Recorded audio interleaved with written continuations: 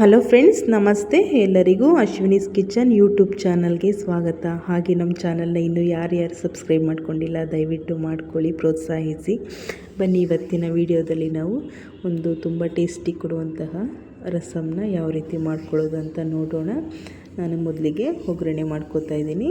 ಬಾಣಲಿ ಕಾಯ್ದಿದೆ, ಎಣ್ಣೆ ಬಿಸಿಯಾಗಿದೆ, ಸಾಸಿವೆ ಸೇರಿಸ್ತಾ ಇದ್ದೀನಿ. ಹಾಗೆ ನಾನು ಸ್ವಲ್ಪ ಒಂದು 5-6 ಪೀಸು ಬ್ಯಾಡಗಿ ಮೆಣಸಿನ್ಕಾಯಿನೂ ಕೂಡ ಸೇರಿಸಿದ್ದೀನಿ ಫ್ರೆಂಡ್ಸ್. ಹಾಗೆ ನಾನು ಒಂದು ಗೆಡ್ಡೆ ಬೆಳ್ಳುಳ್ಳಿನ ಲಚ್ಕೊಂಡಿದ್ದೆ, ಅದನ್ನು ಕೂಡ ಎಣ್ಣೆಗೆ ಸೇರಿಸಿದ್ದೀನಿ.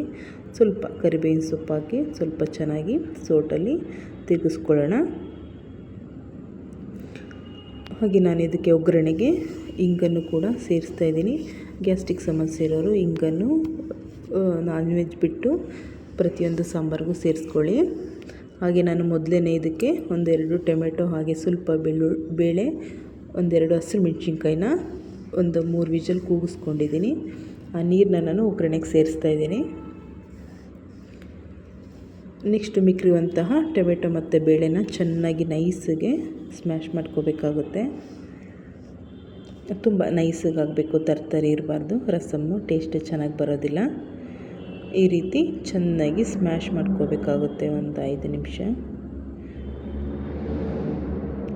ಈ ರೀತಿ ಚೆನ್ನಾಗಿ ಸ್ಮ್ಯಾಶ್ ಮಾಡಿ ರೆಡಿ ಆದಮೇಲೆ ಒಗ್ಗರಣೆಗೆ ಸೇರಿಸ್ತಾ ಇದ್ದೀನಿ. ಬಿಸಿ ಬಿಸಿ ಅನ್ನ ಜೊತೆ ತುಪ್ಪ ಹಾಕ್ಕೊಂಡು ರಸಮ್ಮು ತುಂಬಾ ಟೇಸ್ಟ್ ಕೊಡುತ್ತೆ ಫ್ರೆಂಡ್ಸ್.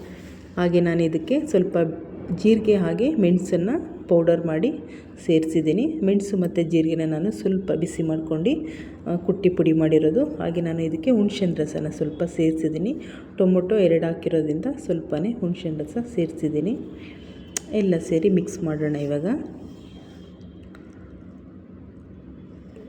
ಹಾಗೆ ನಾನು ಇದಕ್ಕೆ ಸ್ವಲ್ಪ ಕೊತ್ತಂಬರಿ ಸೊಪ್ಪನ್ನು ಕೂಡ ಸೇರಿಸ್ಕೊತೀನಿ ಕೊನೆಯದಾಗಿ.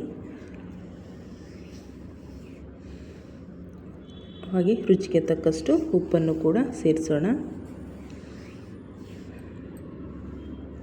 ಒಂದು 5 ನಿಮಿಷ ಕುದಿಯೋದಕ್ಕೆ ಬಿಡೋಣ ಫ್ರೆಂಡ್ಸ್.